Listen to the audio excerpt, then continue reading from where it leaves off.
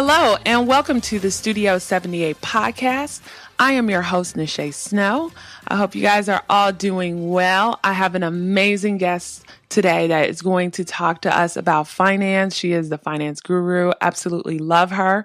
Before I get to her story and introduce her, I just wanted to give you guys an update on what I'm doing. So you guys can maybe implement some of the steps I'm taking to grow as you start your business, if you're choosing to do that or put your idea out there or whatever. But I'm Nache Snow everywhere on Twitter, IG, LinkedIn, yada, yada, yada. And on Facebook, that's the only one that's a little different. And it's Studio 78 Podcast. So Facebook.com/Studio 78 Podcast. And the only reason I didn't do Nache Snow is because they said it was already taken, which is weird. It's like it's getting it mixed up with my personal account or something. But anyway, so I put it out there like a couple weeks ago. I'm like, hey, everybody, friends and family, please tell people about my website and please follow me. And I even sent a couple of personal messages.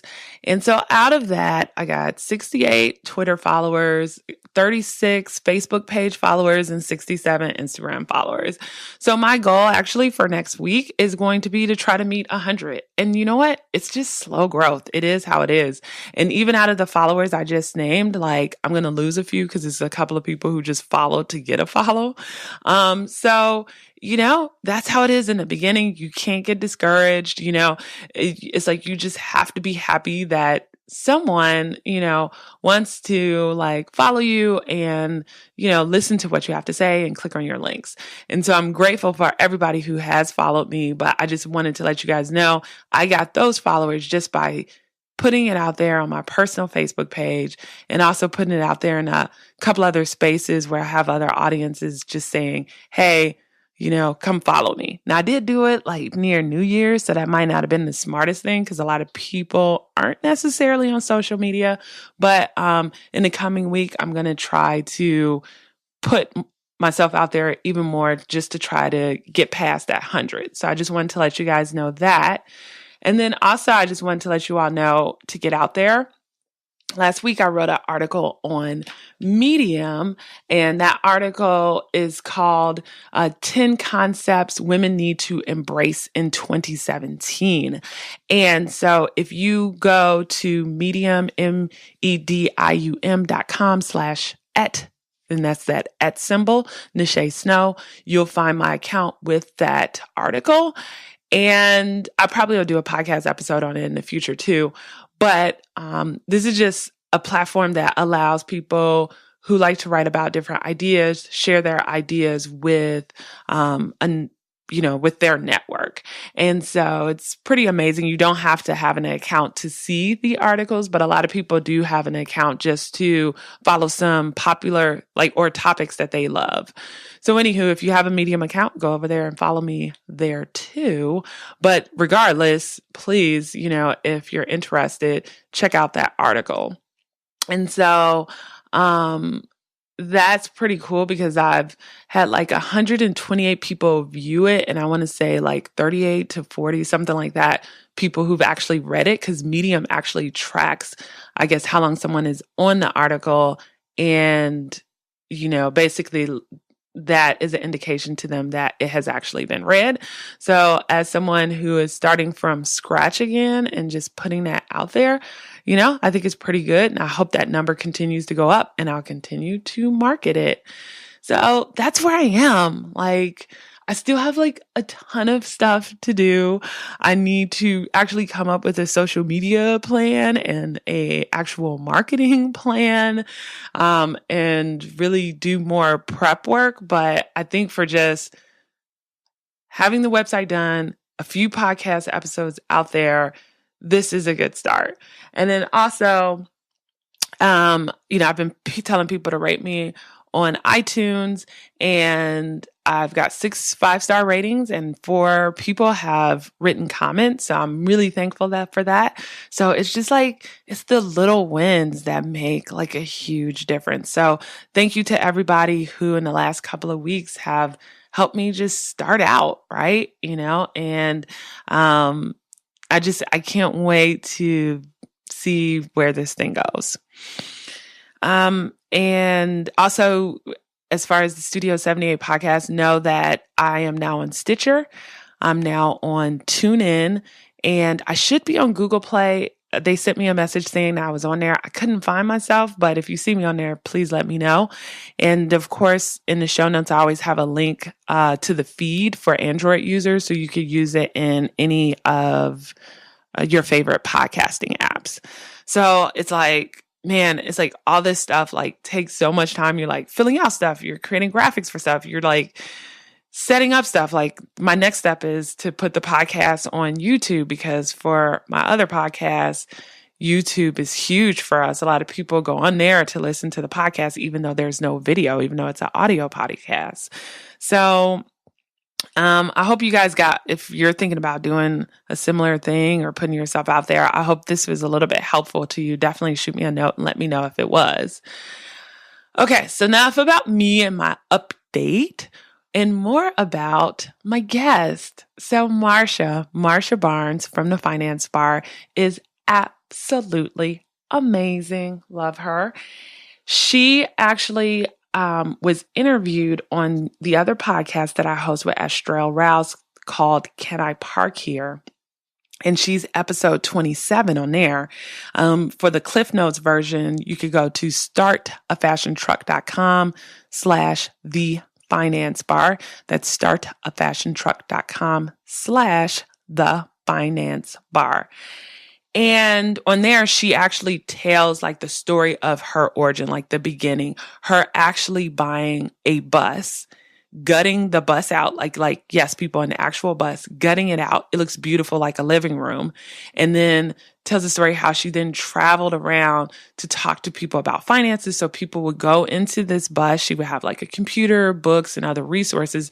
And she would work with people on help, bettering their like financial situation. And then the business just grew from there. She's had lots of, media exposure. She has hundreds of thousands of followers on Instagram and other platforms. Like she is legit. She is amazing.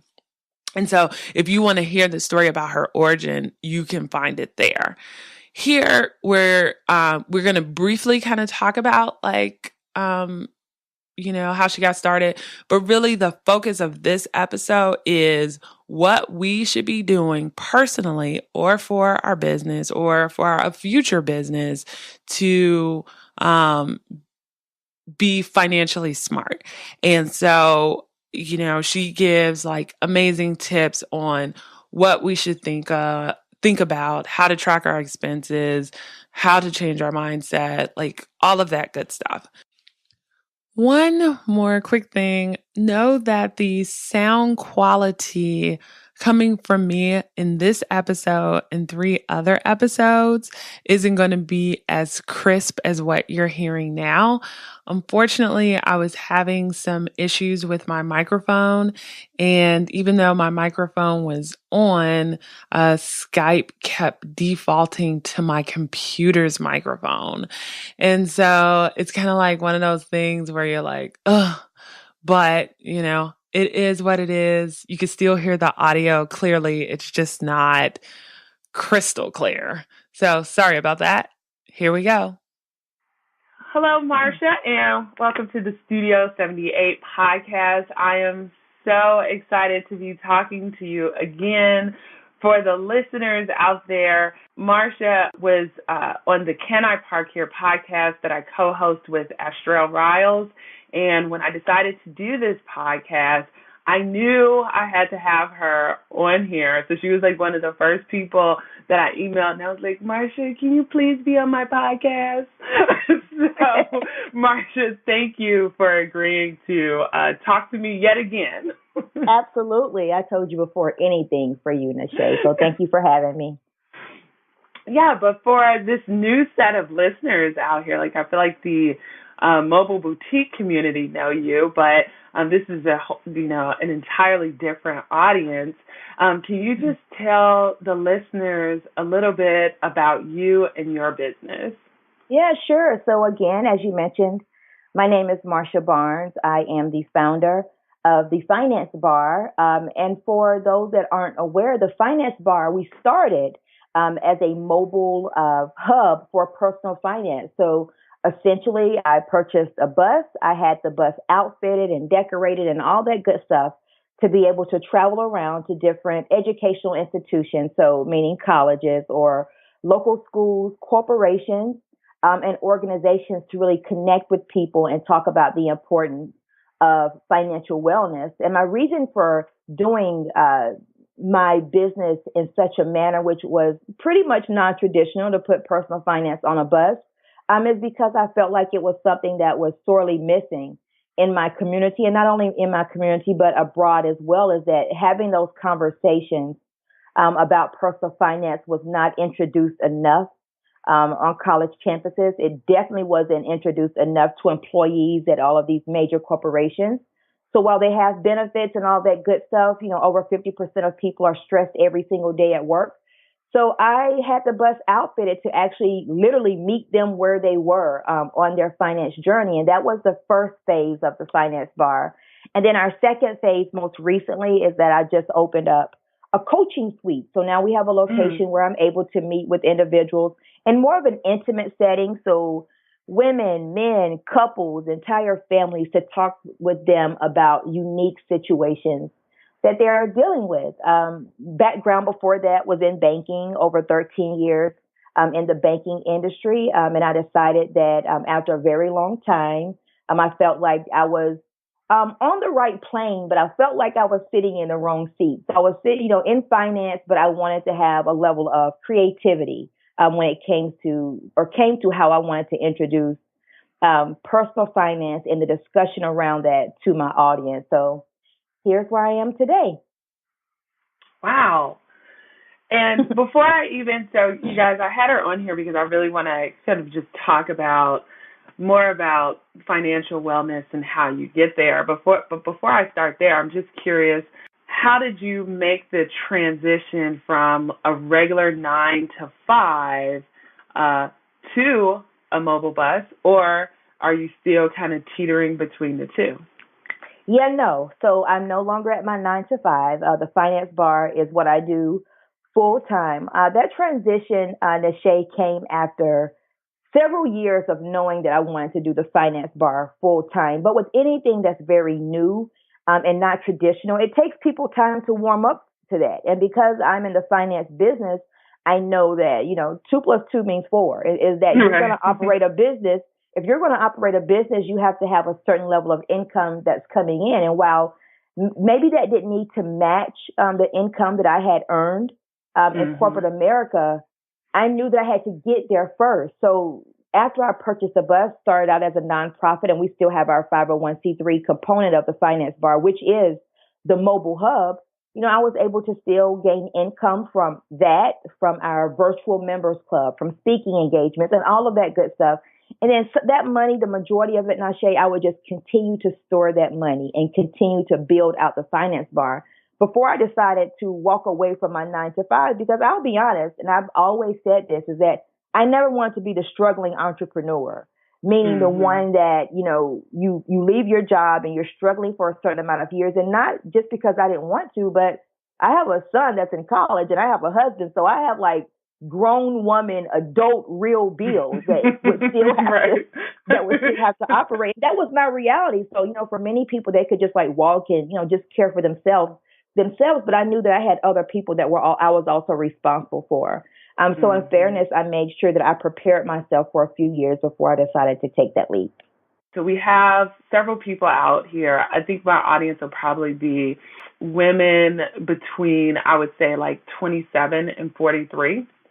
And so, the 20-something-year-olds, they're in this phase where they're just starting to make a little money versus people in their late 40s have been making money a little while and may or may not have been saving.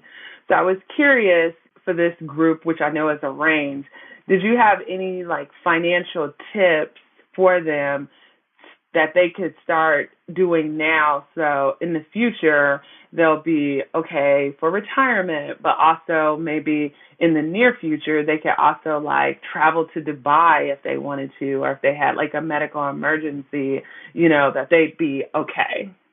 Yeah, so I think what's important to remember, Nache, is that when you think about financial wellness, is it all depends on your lifestyle. So let's say that you want to start a business. The first thing that I would recommend, because it's something that I also did, was to figure out what does it cost to live my life.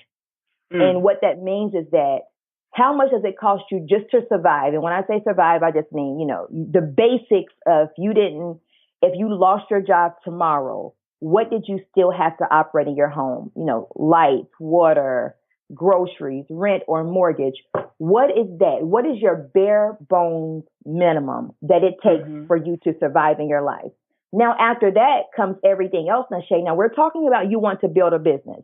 So when you're trying to sacrifice for the moment, you don't, try to build a business, keep your household running. You still want to go to Dubai. You still want to go on vacation. In reality, there are sacrifices that you will have to make. And for some people, it depends on if that's months or if it's years. But if you do, number one, figure out your bare bone minimum amount. Number two, if you're trying to build out a business, what are the things that you know you will need for your business? So now you have two incomes to think about, Nache, your home and your business. Bare bones for your home amount, bare bones for your business amount. Now everything else, saving money just to save it, like for emergencies and things like that, that's a personal decision about how much money you should be putting back, every paycheck or every month or whatever that looks like for you. So in addition to that, now, if you're also trying to save for a few vacations during a year, my recommendation is always to have a vacation account. And depending on how much money you can put in that account, Nache, that determines where you will go on vacation. Sometimes we think that, if we're not going out of the country, we're not on vacation. And that's not necessarily true. A vacation is all about self-care and being able to get away. But when you're building a business, you have to know that unless you are earning enough money to be able to maintain your household, build your business at the level that you want to build it, still be able to have a savings account and vacation, there are temporary sacrifices that you will need to make. So it all boils down to just figuring out what those simple numbers are. And just if you take anything away from that question, just remember the minimum for your household, the minimum for your business, an amount that you need to put in a savings account every month in case life happens, because it does. And then where do you want to go on vacation and how many times would you like to do that out of the year? So figuring out those few numbers will help you determine like what this path will really look like as I journey to developing my own business. No, that's great.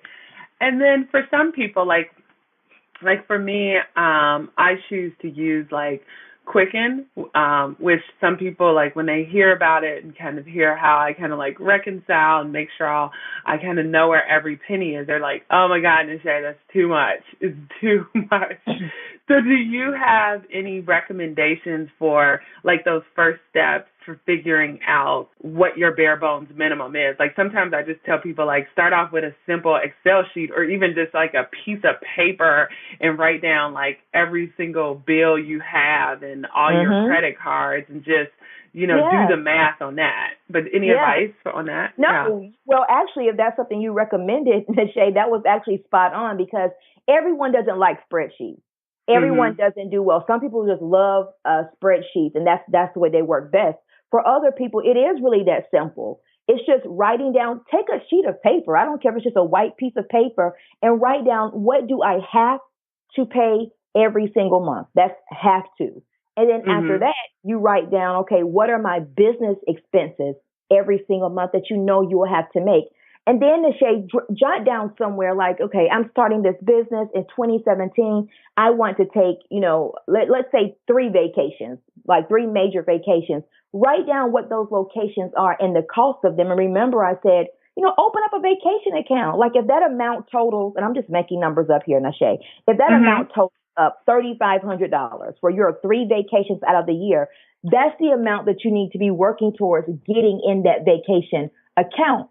for the entire year. But I strongly recommend keeping things extremely simple when it comes to figuring out what this will take. One of my good friends in personal finance, she actually created a course that I used personally before I walked away from my 9 to 5. And I'm not sure if you're familiar with her, Nache. Her name is Tanya Rapley with My Fab Finance.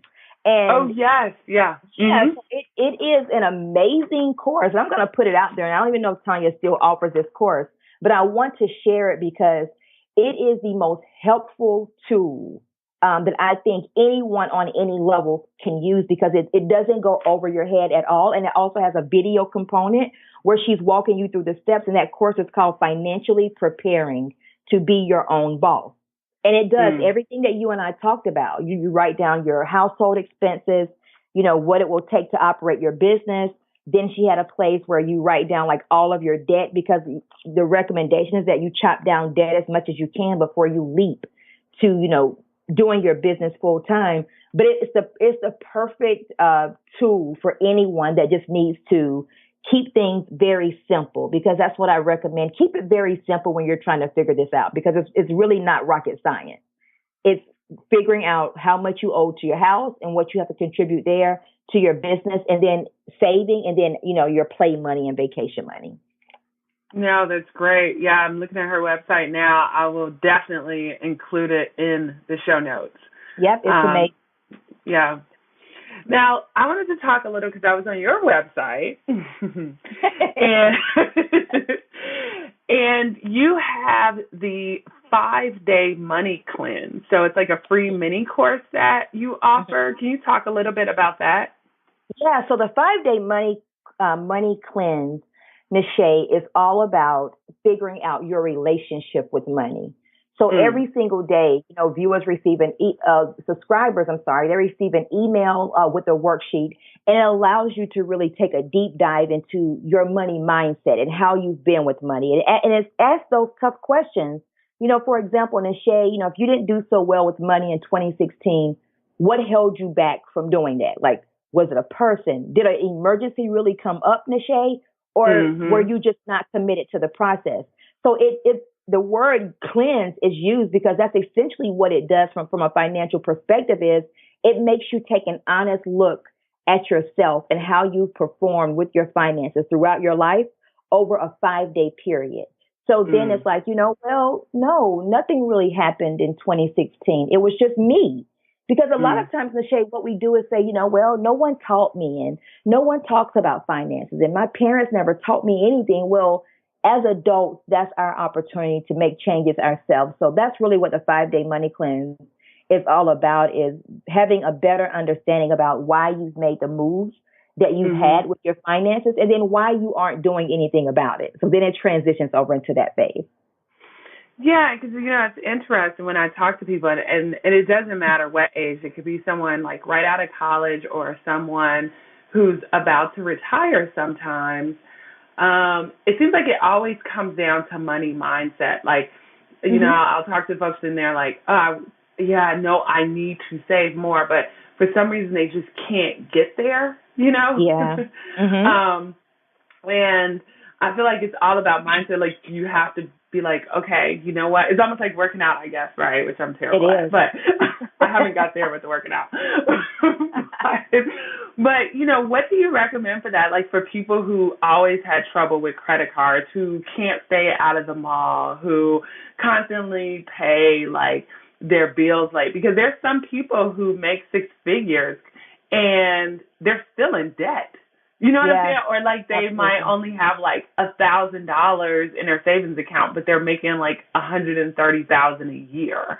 Like, how do you get folks like that, or even folks who are just starting out, to just think differently about money? Well, I think what you just said, because it's really not about money, Nache. That's why money is just a tool to get us what we need and what we want. That's all that money truly is. If I were to ask you, Nache, what did you go to the mall? What did you need from the mall? Oh, nothing. I just went to browse. Okay, Nache, well, if you didn't need anything, then why did you buy shoes? Oh, because Mhm. I know that I'm going to earn a certain amount, so I'm gonna continue to get money coming in, so it's not going to hurt me. What we often rationalize with ourselves, Nache, is that because I know I have more money coming in from a job, then I'll just completely spend the money I have. But you also have to think, Nache, about the different levels when it comes to people. Some people, Nache, no matter how much money they made, when they were Mhm. growing up, they weren't accustomed to having money. So guess what? If you make $100,000 a year, and let's just say your disposable income after you're paid, again, I'm making up numbers, is Mhm. $600. Every time you get paid, you have $600 left over to do whatever you want. Well, if you were not used to having money growing up, Nache, guess what? Mhm. When you're an adult, you're not used to keeping money either. You have it Mhm. and then it feels abnormal to you, so you spend it. So the way to Yeah. get beyond that, it is because when I talk to people about personal finance, I always like to peel back layers. I don't start with like a budget or let's talk about your debt. No, because you have to pull back layers first behind the why you're doing what you're doing. I spoke with a young lady that said she wanted a house because she feels like at the age that she is now, that is the expectation of the world, is that when you reach a certain age, you should have a certain amount of stuff. Maybe not Mhm. have a certain amount of money saved, but you should have an appearance of what that looks like. So for people that struggle with that, it's taking an internal look that you don't even have to share with anyone and think about your path behind, being before being an adult.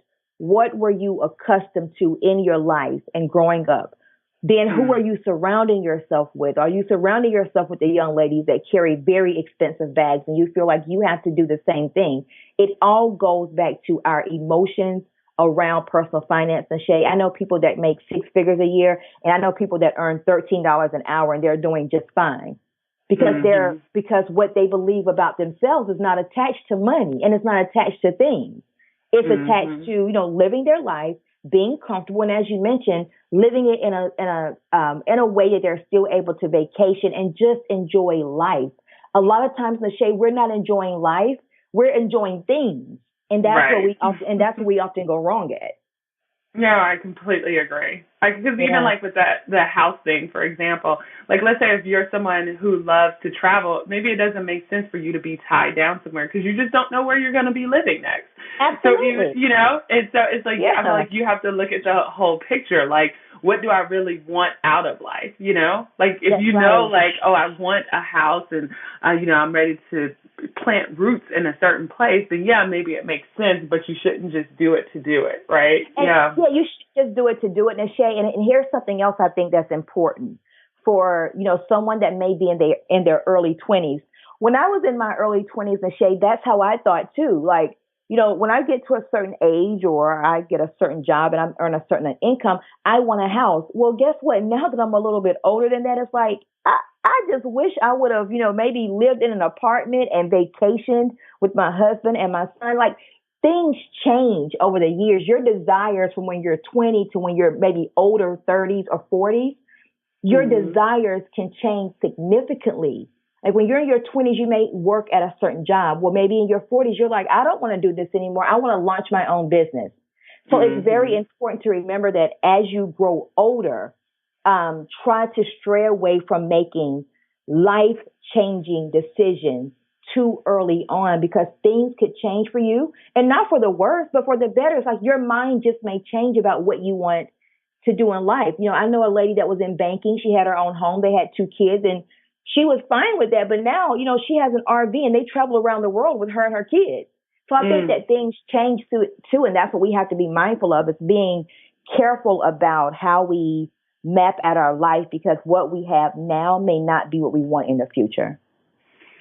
Now, questions about people who might be on the flip side. So, we've talked a little bit about, people who might be struggling just to save money or, thinking about maybe even just kind of, preparing for things like travel and so forth. But on the other end of the spectrum, you have people who like pinch every penny, separate like toilet paper so they can have like two rolls of they make their own lemonade at the restaurant.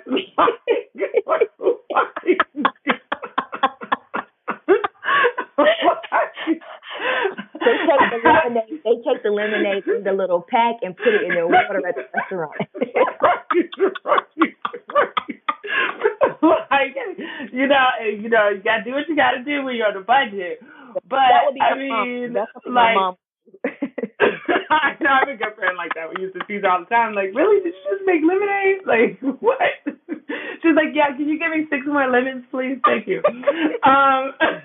And I know she's gonna listen to this, and she's gonna be like, oh, Nache totally just called me out. But like for the people like that, is there any advice you have for them? Like it's okay, to spend a little within reason, because I think sometimes people go to the extreme too, right? And then they never go anywhere and they never do anything because they're like, no, I have to save every penny and every dollar. And sometimes that comes from the way they grew up too. Like if you grew up like not having anything and, struggling and barely having food to eat, like sometimes you take that into adulthood and you're afraid to go back there. So any advice for them? Yeah, sure. Well, I think that's not what you're doing. Is you're in a scarcity mindset, and that just simply means that you have a fear of not having, so you hold on very tight to everything, and that's not living. You're just surviving. That's not financially thriving. Like maybe you do have a little more money saved, and you're extremely frugal in that nature, but that's not living in financial abundance or financially thriving. You're doing better financially because I'm sure you're saving very aggressively, might I add, but that's not financially thriving. And I don't feel like anyone should live like that. Everyone has something that they would like to do aside from just going to work and then storing money away like a squirrel.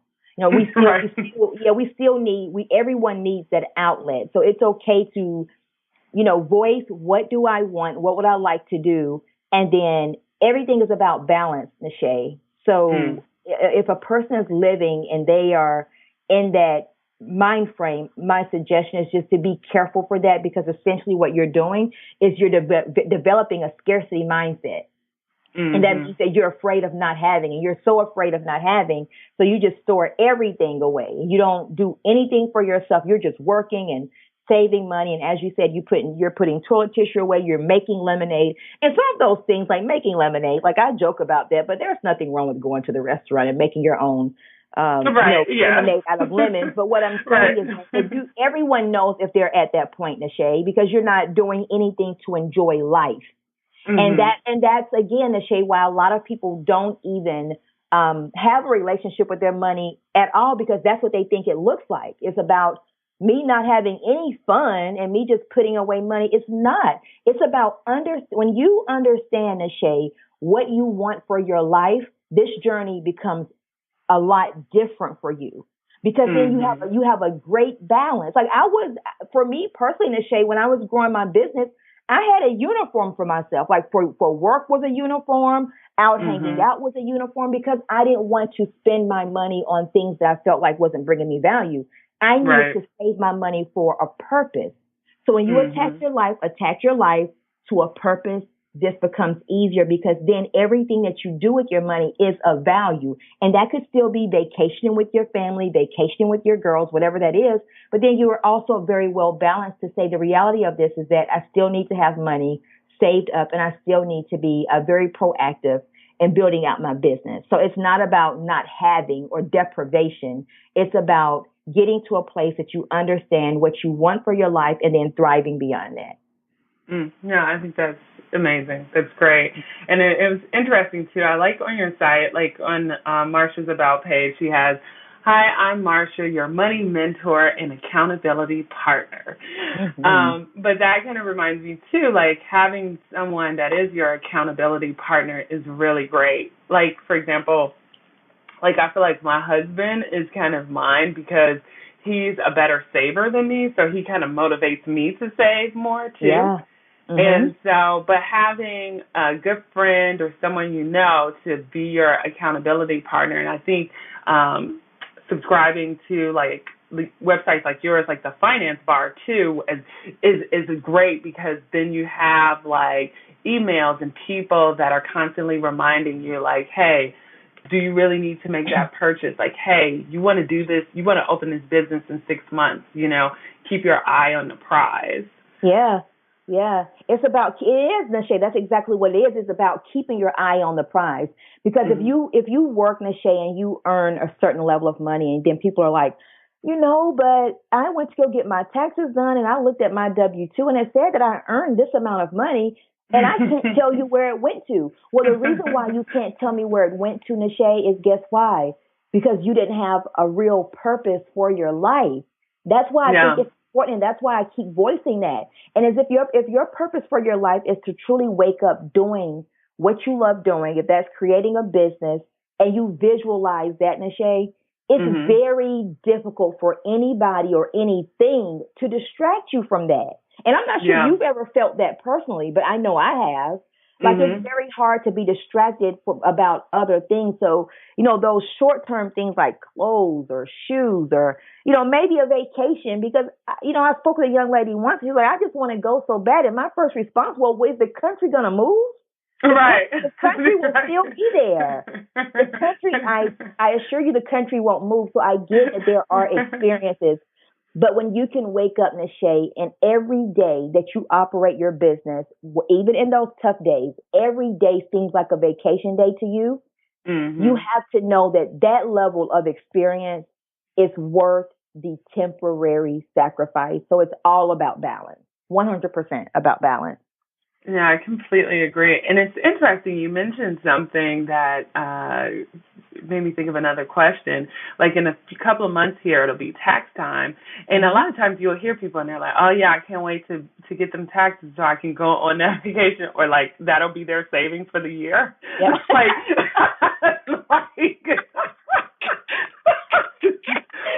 For the entire year. Like that's right. Oh, yeah, no, it's not.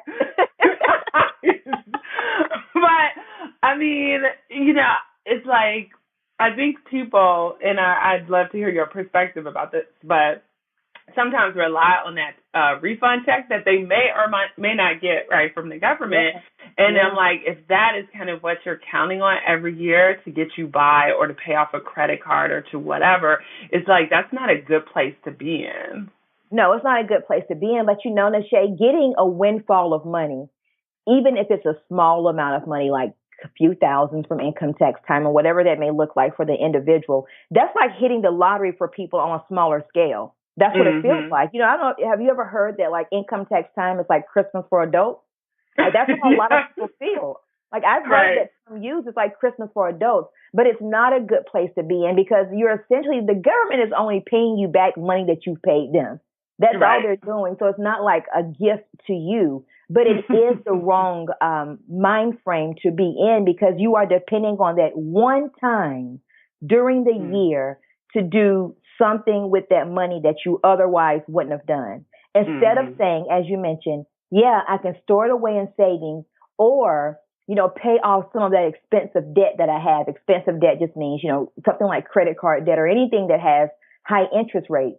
View it like that, like a win for the year, one win for the year that you can really change your financial situation. But if that's where you're going to stop, then that's not the correct mindset to be in when it comes to your personal finances. Because then what? Like once that's gone, I don't know of one person I can name off the top of my head that said I took my tax refund from years ago and I still have it. Right. No, it's good. If you don't have money saved, if you don't have money in your account, when that comes, it feels good. And the first thing you want to do is go spend it. Don't, everyone that's listening, please, in 2017, when you get your refund, please try to brace yourself to say, take a sheet of paper. Here's the amount of money that I'm going to get. And here's exactly what I want to do with it. And look at your savings first, where you can put it. Look at any small debts that you could pay off. And then pinch off a piece for yourself to go enjoy. But don't take the entire thing and just go on this massive shopping spree or on this luxury vacation. It's unless this is just like extra money and you're where you want to be financially, then just take a step and just pause to look at everything that you could really do with your income tax refund. Yeah. And then as we wrap up here, I just wanted to get back to one question and just see if you had any additional advice And that was just for people like future entrepreneurs or small business owners like yourself. So, let's say if there's someone who's working a 9 to 5 now and they have this dream of opening a business, any kind of financial tips for them as they start that journey? Because depending on, I guess, what business you're starting, like if you're starting an online business, it might be, cheaper. But if you're opening a brick and mortar or starting a startup, tech company, it might be more expensive. So any tips for them as they think about starting their own business? Yeah, I would say what's important to remember, Nache, is to think about what you essentially need for your business, not those things that you would like to have. Because in business, I think that it's very easy to get all googly eyed, and that's what I call it. And you want all of this other cute stuff for your business. So when you're working or opening up a startup, all you need to focus on is what's going to help, like systems that you'll need, customer service that you'll need, how you're going to make sales, the three biggest components of your business and how you're going to scale. Like everything else can come beyond that, because even though you're passionate about it, and that may be your purpose, you still need to generate sales. So think about the essential needs that you need to have in place first. And as you begin to profit and you're getting your feet wet and all that good stuff, then you can explore some of those other things. So as you grow and as you develop, just focus on what you need to get sales, Nache, and what you need to continue to learn in your business. So books, like invest in books and systems and learning, and listen to podcasts like your podcast, simple things that don't even cost a lot of money at all, and focus in on that. Yeah, I think it's great advice. And then did you have any books or tools or anything else that you recommend our audience check out? Yeah, so I have another book that I want to recommend. So in addition to Tanya's course, there's another book, Nache. It's called Go Givers Sell More. Go Givers Sell More. Yep, and it's by Bob Burg, and Burg is spelled B-U-R-G. Bob Burg and John David Mann, and it's M-A-N-N. I'm sorry. That's another good one. So in addition to that course, another one is The Entrepreneur Roller Coaster. I'm not sure if you've ever heard of that one, Nache. No. Yeah, so have you ever heard of Success Magazine? Yes. Okay, so it's by, I think he's the editor of Success Magazine. I could be wrong, but it's by Darren Hardy. He's a publisher. He's a publisher of Success Magazine. It's called The Entrepreneur Roller Coaster. And it really just talks about, Nache, a lot about all the emotions that you're going to go through as an entrepreneur. And I love it. Like, I absolutely love it. So I think that is a good one. And then one more, Nache, and I'm just looking around because I have them in front of me. That's great. Yep, The Automatic Customer. It's called The Automatic Customer. Okay. And that's by John Warrilow, and that's spelled W-A-R-R-I-L-L-O-W.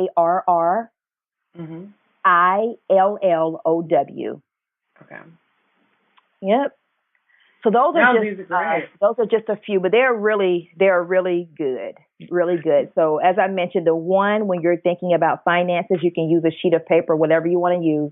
But I do think Tanya's course is amazing. As I said, it's something I still use, and I'm not at my 9 to 5.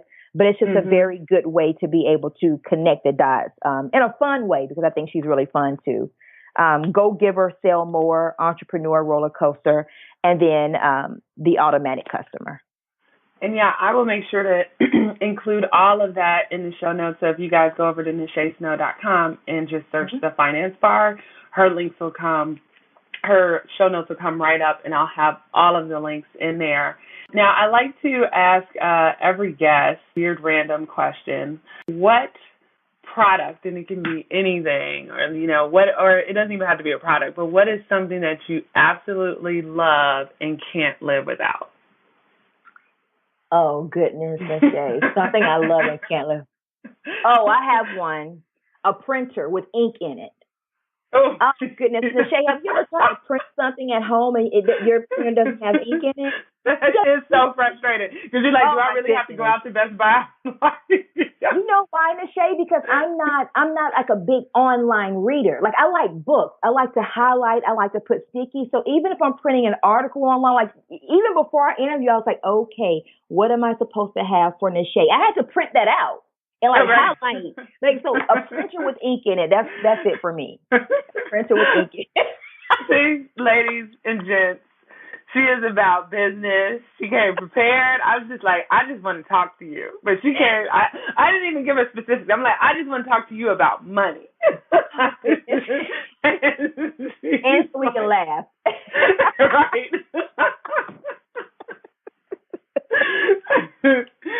Now, this episode has been absolutely fantastic. And Marsha, thank you so much for, giving up a little bit of your Saturday morning to just talk to all of us and give us some great tips. I'm going to download these on my Kindle and maybe read them over the holidays. Okay. So I really appreciate you doing this.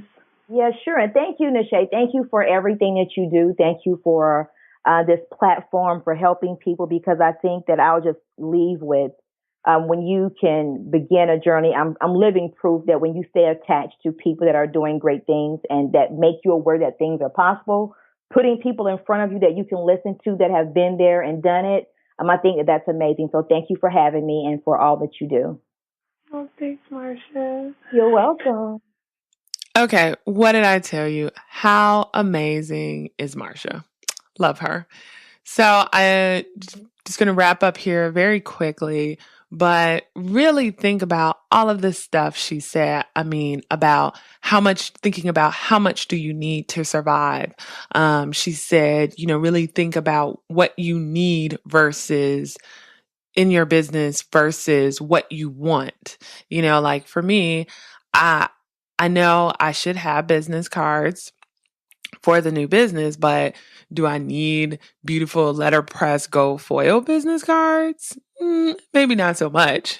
Like I could survive on the basics, which might cost me $100 versus beautiful gold foil letterpress cards, which might cost me $400 to $500, So it's really, that's, I think, one example that I'm struggling with. Like, I'm like, as a designer, of course I want these beautiful business cards, but it's like, until you start earning money doing what you're doing, then you need to be financially smart and just get the basic business cards, So just even thinking of little stuff like that. And about having a vacation account, I think that's a great idea. Like usually I'll just save for vacations in my regular account, but maybe, I'll open another account just for vacations, my husband and I. And she said this quote during part of our conversation about we're not enjoying life, we're enjoying things. And I think that is so true. Like if you take a second, like I don't know where you are right now, but if you're at home, like look around your house or your apartment or your townhome and when was the last time you wore some of the clothes in your closet? Or when was the last time you used that camera? Or, we do just collect like all of these things. It's like we want it, we get it, but we might not really need it. We just have stuff to have stuff. Or, I have a home and I wanted to own a home and I have no regrets about that. And I'm glad I did. But for other people, like if you want to travel or if you're not going to stay in a particular area for a long period of time, then why buy a house in that area? Because now you're tying yourself down to that area that you don't want to stay in, but you're going to buy because you think that's the right thing to do.